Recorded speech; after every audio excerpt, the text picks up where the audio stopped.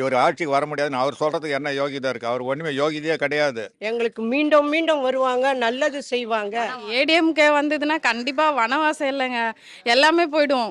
நிஜமாவே சொல்றேன், எல்லா ஜனங்களும் கோமணத்தோட தான் சுத்துவோம். அவங்கவுங்க மனசாட்சிக்கு அவங்கவுங்க நல்லா பண்ணுறாங்கன்றது தான் அர்த்தம். கனவு கூட காண முடியாது. சும்மா என்ன வேணாலும் ஜெயக்குமார் சொல்லிக்கலாம். அதுக்கு உண்டான கனவு ஏதோ காண்றாருன்னு நினைக்கிறேன்.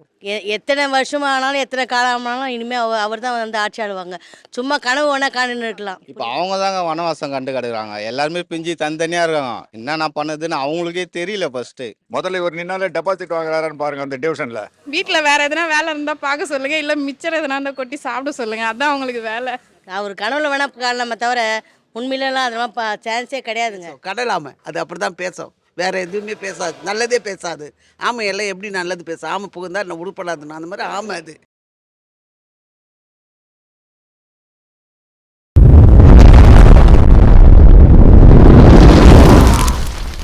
வாய்ஸ் ஆஃப் சவுத் நேயர்களுக்கு வணக்கம். நான் உங்கள் பிருந்தா சங்கர்.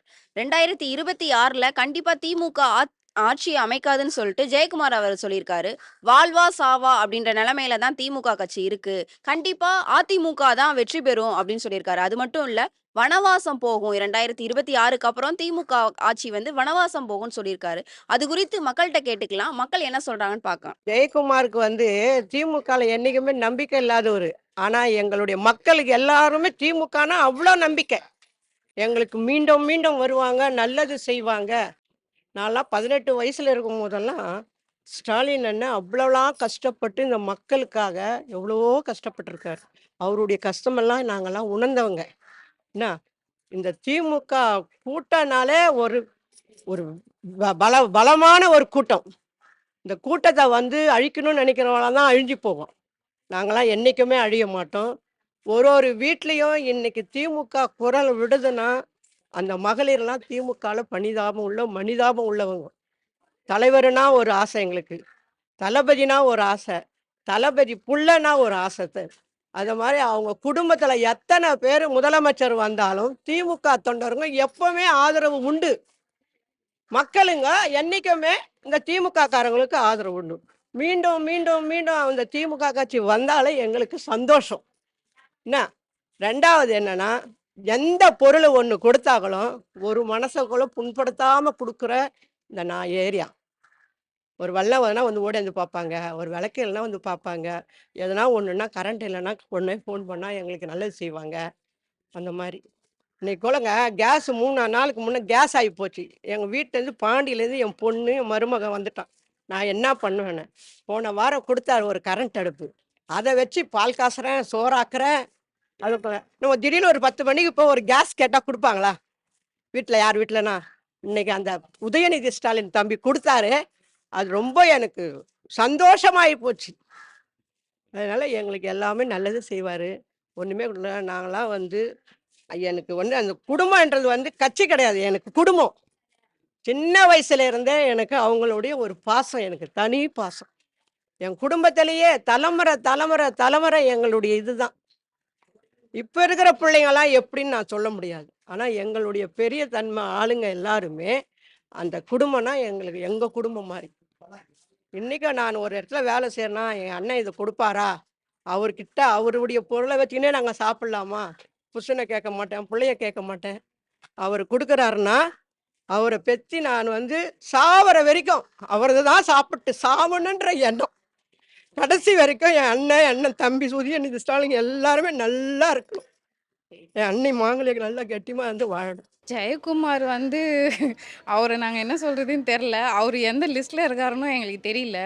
அவரை வந்து ஒழுங்காக நியூஸை பார்க்க சொல்லுங்கள். ப்ளஸ் வந்து எந்தெந்த ஸ்ட்ரீட்டில் எந்தெந்த மாதிரி அவங்க உதயநிதி வந்து எப்படி மக்களோட மக்களாக வந்து எப்படி நடந்துக்கிறாரு அப்படின்றதையும் வந்து பார்க்க சொல்லுங்கள். போன தடவை வந்து ஃப்ளட்டு வந்தப்போ இது நான் சும்மா சொல்லணுன்ட்டு கிடையாது, நாங்கள் நேராக நின்று பார்த்தது.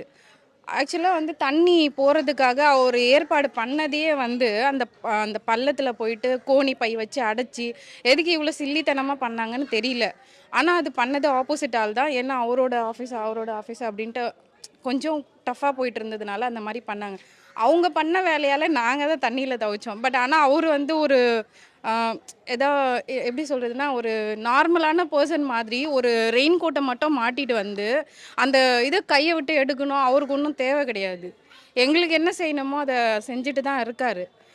ப்ளஸ் வந்து நாங்கள் ஸ்ட்ரெயிட்டாக போய் பார்க்கணும், இவர் இங்கே போயிட்டு பார்க்கணும், அங்கே போயிட்டு பார்க்கணும் அப்படின்ட்டு ஏடிஎம்கேல வந்து ஒரு பர்சனை பார்க்குறதுக்கே வந்து ஒரு 10 பேர் கடந்து தான் நாங்கள் போய் பார்க்குறோம். அதுக்கு அவரை உதயநிதி பார்க்கணுன்னா ஒன்றுமே பிரச்சனையே கிடையாது. நாங்கள் யார்கிட்ட கேட்கணுமோ அவங்கக்கிட்ட கேட்டோம்னா ஸ்ட்ரெயிட்டாக போயிட்டு அவரை பார்க்குறோம். நார்மலாகவே அவர் பேசுகிறாரு. எங்களுக்கு என்ன தேவையோ அந்த உதவியை செஞ்சு தான் அனுப்புகிறாரு. இந்த நிமிஷம் வரைக்கும் எங்களுக்கு செய்கிறாங்க. அது அவர் நியூஸ் பார்க்கறது இல்லாததுனால அவர் விஜய் அவர் இன்னொன்னு சொல்லியிருக்காரு, வனவாசம் போகும் 2026ல திமுக கண்டிப்பா வெற்றி பெறாது, வனவாசம் போகும்னு சொல்லியிருக்காரு. ஏடிஎம்கே வந்ததுன்னா கண்டிப்பாக வனவாசம் இல்லைங்க, எல்லாமே போயிடும். நிஜமாவே சொல்கிறேன், எல்லா ஜனங்களும் கோமணத்தோட தான் சுற்றுவோம். பட் ஆனால் எங்களுக்கு என்ன பிடிச்சிருக்கோ அதை தான் நாங்கள் செய்ய முடியும். உதயநிதி வந்து எங்களுக்கு ஜனங்களோட ஜனங்களாக வராரு. எங்களுக்கு என்ன ஹெல்ப் தேவையோ அவர் செய்கிறாரு. ஒவ்வொரு வீட்டுக்குள்ளேயும் வந்து உட்காந்துருக்காரு. நாங்கள் சாப்பிட்ற சாப்பாடு சாப்பிட்ருக்காரு. ஃப்ளட்டு டைம்லலாம் பார்த்தீங்கன்னா நல்லா எங்களுக்கு ஹெல்ப் பண்ணியிருக்காரு. இது தவிர்த்து வேறு என்ன வேணும்னு கேட்குறாரு அவர். அவங்க ஆட்சி வந்துடுச்சுனாக்கா நாங்கள் கோமணம் கட்டிட்டோம், நாங்கள் எதுவும் இது பண்ணிட்டோம்லாம் போக முடியாது. அது எங்களுக்கு தேவையும் இல்லை. எங்களுக்கு என்ன தேவையோ அந்தந்த செகண்டுக்கு அந்தந்த இப்போது நார்மலாகவே வெயில் டைம்னா வெயில் டைமுக்கு என்ன பண்ணணுமோ அதை அவங்க பண்ணுறாங்க. இப்போ மழை டைமுக்கு என்ன செய்யணுமோ அதை அவங்க செய்கிறாங்க. இப்போ நாங்கள் யாருன்னு பார்ப்போம். கண்டிப்பாக நாங்கள் வந்து உதயநிதி சாருக்கு தான் நாங்கள் சப்போர்ட் பண்ணுவோம். இது ஏடிஎம்கேல சப்போர்ட் பண்ணோம். அந்த விஜயகுமார் அவர் இவருன்றாங்க. அவங்கெல்லாம் யாருங்க முதல்ல அவங்களெல்லாம் வந்து இந்த மாதிரி பேசவே வேணாம்னு சொல்லுங்கள். வீட்டில் வேறு எதனா வேலை இருந்தால் பார்க்க சொல்லுங்கள், இல்லை மிச்சர் எதனா இருந்தால் கொட்டி சாப்பிட சொல்லுங்கள். அதுதான் அவங்களுக்கு வேலை. நல்லதாம்மா செய்கிறாரு அவர். ஸ்டாலின் நல்லா செய்கிறாரு. புள்ளையும் நம்ம வட்டத்தில் நல்லா தான் செய்கிறாங்க. ஏதோ கொடுத்துருக்காங்க, நாங்கள் சாப்பிட்ருக்குறோம். அதெல்லாம் ஒன்று பஸ் வசதிலாம் விட்டுக்கிறாரு. நாங்கள் போகிறோம் வரோம். அப்புறம் ஒன்று என்ன கேட்குறீங்க?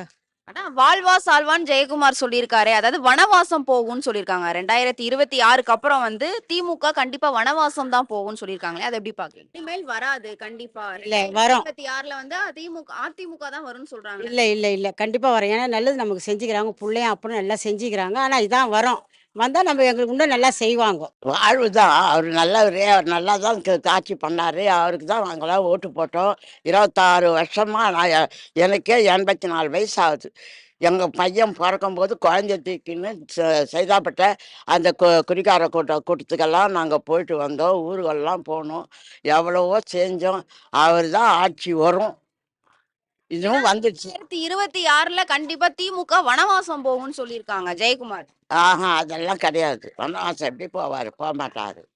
அவர் எல்லாருக்கும் நல்லது செஞ்சார். அது கிடையாது. அதான் என் பேருக்கு அதான் இருக்குது. இதுக்கு முன்னாடி அதிமுக தொடர்ந்து 10 வருஷம் ஆண்டாங்க. அதே மாதிரி திமுக இப்ப வர அந்த மாதிரி பண்ணது இல்ல. அத எப்படி பாக்குறீங்க? கண்டிப்பா 2வது முறையா கண்டிப்பா வெற்றி பெறுமா? வரும். வெற்றி வரும். 2வது வர இல்லை, 3வது வந்தால் கூட வரும். அவருக்கு தான் எல்லாம் இது பண்ணுவாங்க, சர்வ செய்வாங்க, எல்லாமே செய்கிறாரு. நான் சின்ன போதுலேருந்து இந்த கலைஞர் கட்சி தான்மா. அப்போல்லாம் எம்ஜிஆரும் கருணாநிதி அண்ணா எல்லாம் ஒன்றா இருந்தாங்கள்ல. அப்பத்துல இருந்து நாங்கள் ஒன்றா தான் இருந்தோம். இப்போ பிரிஞ்சுட்டாங்க. இப்போ கலைஞருக்கு தான் நாங்கள் சகலமும் சகஜம் கொடுக்குறோம். திமுக தான் வரும். இது அவர் கலைஞர் வந்து எவ்வளோ செஞ்சுருக்கிறாரு, எவ்வளோ இது பண்ணிக்கிறாரு. நலத்திட்டம், புதிய நலத்திட்டம் எல்லாம் செஞ்சுருக்காரு. ஒரு தளபதி எவ்வளோ செஞ்சுருக்காரு. திமுக தான் கண்டிப்பாக வரும். எதன் அடிப்படையில திமுக தான் வந்ததுலேருந்து நல்ல எல்லாம் நேர்மையாக நடக்குது. பஸ் பாஸ் கிடைக்குது. மகளிருக்கு உரிமை தொகை கிடைக்குது. முதியோர் இதெல்லாம் கரெக்டாக வருது எங்களுக்கு. அதெல்லாம் கரெக்டாக நடக்குது எங்களுக்கு. வனவாசம் போகும்னு ஜெயக்குமார் சொல்லியிருக்காரு. அதுக்கு நீங்க வனவாசம் போவாங்க. அவர் தப்பு பண்ணால் தானே வனவாசம் போக முடியும். வனவாசம்லாம் போக முடியாது. ஜெயக்குமாருக்கு ஏதாவது சொல்லணும்னு நினைச்சீங்கன்னா என்ன சொல்லுவீங்க? அவர் தப்பாக தானே அவன் தான் மட்டும் சரியாக செய்துடுவான் ஆட்சியில். சொல்லுங்க பார்க்கலான்ட்டு. என்ன இது நேர்மையான ஆட்சி. இது 2006ல் 26ல் திமுக தான் வரும். மக்களுடைய தீர்ப்பு தானே அது. மக்கள் தான் அதுக்கு என்ன பண்ணணுமோ அவங்க தான் பண்ணணும். ஆனா தொடர்ந்து இந்த மாதிரி குற்றச்சாட்டை திமுக மேல வச்சுட்டே இருக்காரு. திமுக வந்து நல்ல ஆட்சி பண்ணல அப்படின்னு சொல்லி தொடர்ந்து வந்து அதிமுக தலைமையில இருந்து சொல்லிட்டு இருக்காங்களே, இதை எப்படி பாக்குறீங்க? அவங்கவுங்க மனசாட்சிக்கு அவங்கவுங்க நல்லா பண்றாங்கன்றது தான் அர்த்தம். ஏன்னா ஜெயக்குமார் வந்து தொடர்ந்து வந்து திமுக மேல குற்றச்சாட்டு வைக்காரு. திமுக வந்து வனவாசம் தான் போகும், வாழ்வா சாவான்ற நிலைமை போவாது மாதிரிலாம் வருமா? ஜெயக்குமார் சொல்கிறதெல்லாம் கனவுல கூட நடக்காது மேடம். நான் தளபதியும் உதயநிதி ஸ்டாலினும் நல்லா மக்களுக்கு நல்லா வரவேற்பு கொடுத்து நல்லா பண்ணுறாங்க. எந்த நாள்லையும் வந்து திமுக வந்து அழிக்கிற யாருமே கனவு கூட காண முடியாது. சும்மா என்ன ஒன்றாலும் ஜெயக்குமார் சொல்லிக்கலாம். ஜெயக்குமார் சொல்லத்தை அதை பற்றி அறிகிறதே கிடையாது. சண்முகம் அதை பற்றி சொல்கிறதுக்கு அறிவதே கிடையாது. அண்ணா திமுக இருக்கிற எல்லாத்தான் போகுமா கண்டி. நான் திமுகலாம் அழிக்கிறதுக்கு வாய்ப்பே கிடையாது மேடம். ஏன்னா தொடர்ந்து அதிமுக வந்து தொடர்ந்து 10 வருஷம் வந்து தொடர்ந்து ஆமா, வெற்றி பெற்றிருக்கு. ஆமா. இதுக்கு முன்னாடி அந்த மாதிரி திமுக வந்ததே கிடையாது. அதிமுக 2 தடவை வந்ததா வந்தது, சொல்றாங்க. ஆனா திமுக வந்தது இல்ல, இனிமேலும் அந்த மாதிரி வராதுன்னு சொல்றாங்களே, அது எப்படி அதெல்லாம் சும்மா கதை மேடம். இனிமேல் பட்டு தளபதியும் உதயநிதி ஸ்டாலின் தான் மேடம்.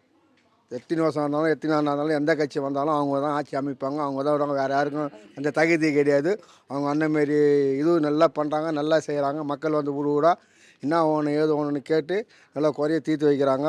அப்பா மாதத்துக்கு ஒரு வீடு 6 மாதத்துக்கு ஒரு வீடு நல்லா பண்ணுறாங்க மேடம். திமுகலாம் வந்து எந்த நாளையும் ஐயாது. அத்தீடு அவங்க தான் சிஎம். அவங்க எந்த நாளையும் அவங்க தான் உட்காருவாங்க. வேறு யாரும் ஆட்சி அமைக்கிறதுக்கு வாய்ப்புன்றதே கிடையாது. எத்தனை கூட்டி சேர்ந்தாலும் யார் புதுசாக ஆரம்பித்தாலும் யார் வந்தாலும் அவங்க தான் ஆட்சியில் உட்காருவாங்க.